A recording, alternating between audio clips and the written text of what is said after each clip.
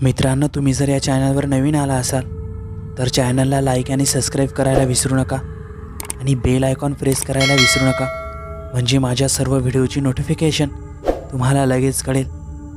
मी आणि रवी एका साधारण कुटुंबातील मुलं होतो, त्यामुळे घरची परिस्थिती खूप हालाकीची होती। आई वडील लोकांच्या शेतात मोलमजुरी करून पोट भरायचे। आर्थिक परिस्थिती खूप हालाकीची असल्यामुळे कशीबशी आम्ही दोघंही 10वी-12वी पास झालो आणि काहीतरी कामधंदा करून परिस्थिती सुधारण्याचा प्रयत्न करू लागलो। काही इकडं तिकडं काम करून काही पैसेही कमवले, पण शिक्षण कमी झाल्यामुळे एवढा काही पगार आम्हा दोघांना नव्हता। आणि त्यावेळेस पुण्यामधील रांजणगाव MIDCमध्ये एक नवीन कंपनी उघडली होती। तिथं तेव्हा चांगला पगार काही 10वी-12वी झालेल्या मुलांना मिळत होता। म्हणून मी आणि रवीने ठरवले, आपण रांजणगावला राहायला जाऊया आणि तिथंच त्या कंपनीत काम करूया। पगारामध्ये वाढ असल्यामुळे आम्ही काही पैशांच्या आशेने आमचं कंपनीतलं चांगलं काम सोडून रांजणगावला राहायला गेलो। तिथं आम्ही एक भाड्याने रूमही केली। रूमचं भाडं साधारण 3 ते 3.5 हजार होतं। जेवण वगैरे आम्ही रूमवरच बनवायचो। आता आम्ही ज्या दिवशी रांजणगावला राहायला गेलो त्या दिवशी आम्ही पूर्ण रांजणगाव MIDC फिरून आलो। आम्हाला त्या कंपनीत जॉबही मिळाला। त्या कंपनीत एका टाईमचे जेवण आणि नाश्ता असे असायचे आणि त्यातच 3 शिफ्टमध्ये काम होते। कंपनीच्या रूलनुसारच आम्हाला आमच्या शिफ्टला यावे लागत असे। कधी फर्स्ट शिफ्ट असायची तर कधी सेकंड आणि कधी नाईट। त्या कंपनीत आम्हा दोघांना एक खूप त्रास होता। तिथं नाईट शिफ्टला जायला त्या कंपनीची स्वतःची बसच नव्हती। हा खूप मोठा प्रश्न आम्हा दोघांसमोर होता। म्हणून आम्ही दोघेही जेव्हा नाईट शिफ्टला असायचो तर काही रिक्षा वगैरे पकडून जायचो, पण रिक्षा स्पेशल केलेली नसल्यामुळे तो रिक्षावाला आम्हा दोघांना कंपनीच्या काही अंतरावर उतरून द्यायचा। तो रिक्षावाला आम्हाला जिथं रिक्षामधून उतरवायचा तिथून आमची कंपनीचा साधारण 15 ते 20 मिनिटाचा रस्ता असेल। तिथून पूर्ण रांजणगाव MIDC सुरू व्हायची। सर्व आजूबाजूला मोठमोठ्या कंपन्यांतून मशिनांचा आवाज यायचा, त्यामुळेही थोडी भीतीच वाटायची। पूर्ण सामसूम रस्ता असायचा। रस्त्याने काही वाळलेल्या झाडांच्या पानांचा एक भीतीदायक आवाज आमच्या कानी यायचा। हा 15 ते 20 मिनिटाचा रस्ता पूर्ण अंगाचा थरकाप उडवून टाकायचा। असं काही घाबरतच आम्ही दोघं एकामेकांना साथ देत आमच्या कंपनीपर्यंत पोहोचायचो। आम्ही साधारण 15 दिवस असंच त्या कंपनीच्या रस्त्याने ये-जा केली, पण 15 दिवसानंतर त्या रस्त्याने काही विचित्र घटना आमच्यासोबत घडू लागल्या। एका दिवशी असंच मी आणि रवी नाईट शिफ्टला येत असताना मी मागे हलकं होण्यासाठी थांबलो आणि रवी समोर जाऊन माझ्यासाठी थांबला। रवी काही माझ्याजवळून लांब अंतरावर उभा होता। आजूबाजूचा पूर्ण परिसर अंधाराने भरलेला होता। काही रातकिड्यांचा आवाजही कानी किरीर करत होता। रवी माझ्याच काही अंतरावर उभा असल्यामुळे मला काही एवढी भीती वाटत नव्हती, म्हणून मी सहजच हलकं होऊन मागे उलटून बघितले तर माझ्या पायाखालची चांगलीच जमीन सरकली, कारण समोर तर रवी उभा होता। मग हा मागे उभा असलेला कोण होता आणि जणू तो माझ्याकडेच बघत होता। तो खूप विचित्र प्रकारे उभा होता आणि जागेवरून हलतही नव्हता। म्हणून मी लगेच पळत रवीकडे गेलो। मी खूप घाबरलेलो होतो। मला बघून रवी लगेच म्हणाला, अरे काय झालं तुला घाबरायला? मी त्याला बघितलेला सर्व प्रकार सांगितला। आता त्यानेही तिकडे त्या रस्त्याकडे बघितले, पण आता तिथं कोणीच नव्हते। म्हणून रवी मला लगेच म्हणाला, अरे तुझाच काहीसा भ्रम आहे, तिथं कोणी नाही। म्हणून त्या दिवशी तर आम्ही कसेबसे मनाची समजूत घालत कंपनीमध्ये पोहोचलो, पण त्याच्याच 2 दिवसांनी रवीसोबतही तसंच काहीसं घडलं। म्हणून आम्हा दोघांनाही वाटले कदाचित आपली कोणीतरी छेड काढत असेल। तो काही विचित्र प्रकार नसून ते कोणीतरी आजूबाजूचे लोक असतील। म्हणून आम्ही त्या सर्व घटनांना नजरअंदाज करून परत एकदा त्या रस्त्याने कामाला येऊ लागलो। पण त्या दिवशी आम्हा दोघांसोबत जे घडलं ते आम्हा दोघांच्याही विचारापलीकडचे होते। आम्ही त्या दिवशी रात्री त्या रस्त्याने जात असताना कोणीतरी आमच्या कानामध्ये काहीतरी फुसफुस करून गेले। आम्ही दोघंही खूप घाबरलो, कारण तो फुसफुसण्याचा आवाज आम्हा दोघांच्या कानात एखाद्या हवेच्या झुळकाप्रमाणे फुसफुस करून गेला होता। हा खूप विचित्र प्रकार होता। कारण एखादा मनुष्य वगैरे असता तर तो डोळ्याने दिसला तरी असता.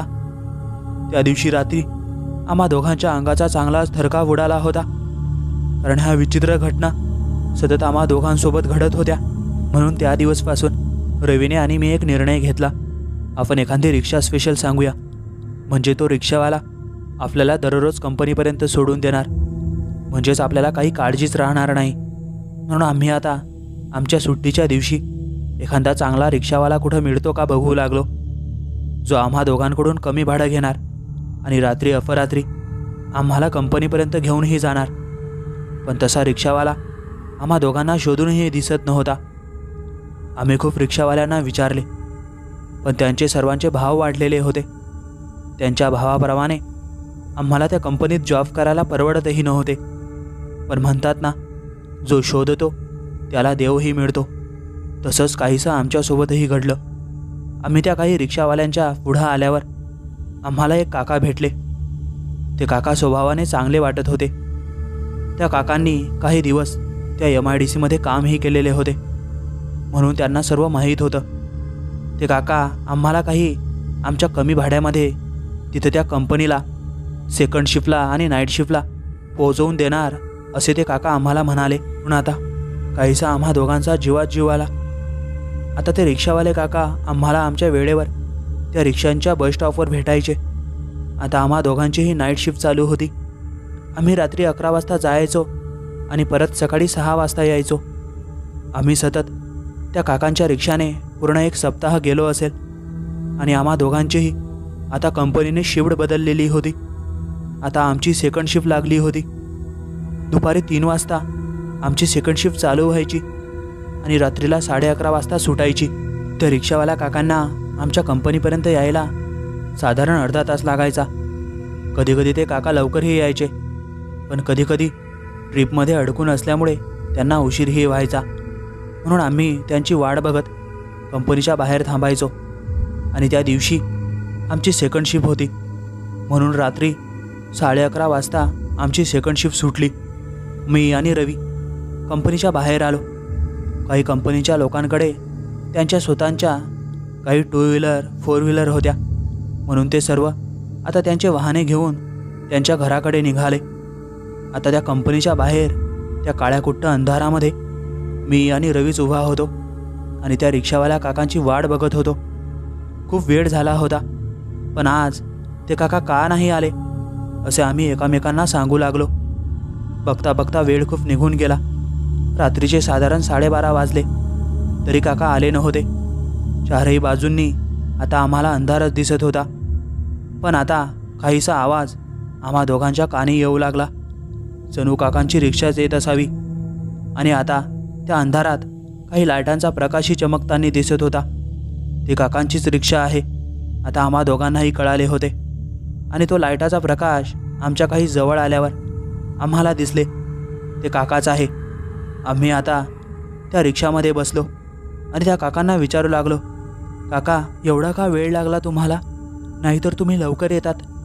तर काका म्हणाले, अरे अचानक रिक्षा रस्त्यामध्ये बंद पडली होती. खूप प्रयत्न केला चालू करण्याचा, पण चालूच झाली नाही. आणि नंतर अचानक चालू झाली, म्हणूनच उशीर झाला. आता आम्हाला रिक्षाचा तो काहीसा आवाज आणि तो लाईटाचा प्रकाश त्या सामसूम रस्त्यावर पडताना दिसत होता. आम्ही आता बरंच लांब आलो होतो, तर समोर कोणीतरी साधारण 35 ते 36 वर्षाचा पुरुष आम्हाला रिक्षा थांबवण्याचा इशारा करत होता. मला वाटलं काका आता त्या पुरुषाजवळ रिक्षा थांबवणार, पण काकांनी त्याच्याजवळ मुळीच रिक्षा थांबवली नाही. म्हणून मी लगेच काकांना विचारले, भाऊ काका तुम्ही रिक्षा का नाही थांबवली? एवढ्या रात्री तो बिचारा एकटा उभा होता. काका मला काहीच उत्तर देत नव्हते आणि सरळ रिक्षा चालवत होते.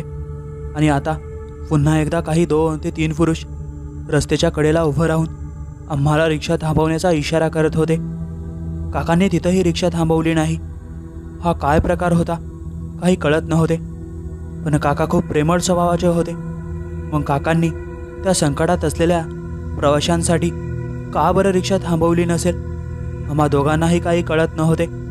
आणि काका आम्हाला काही प्रतिउत्तरही देत नव्हते. त्या दिवशी आम्ही तसंच रात्री घरी पोहोचलो. पण त्याच्याच दुसऱ्या दिवशी आम्ही सकाळी त्या काकांना भेटलो आणि रात्री घडलेल्या त्या प्रकाराबद्दल विचारले तर ते काका सांगू लागले, अरे ते एका प्रकारची भुताटकीच होती. मी त्या सर्वांच्या पायांकडे निहाळून बघितले तर त्या सर्वांचे पाय हे जमिनीवर टेकलेच नव्हते आणि एवढ्या रात्री तिकडे कोणी असणं शक्यच नाही, म्हणून मी रिक्षा थांबवली नाही. त्या काकांचं एवढं बोलणं ऐकल्यावर आम्ही दोघंही आश्चर्यचकित झालो, पण पूर्ण प्रकार आम्हाला कळाला होता.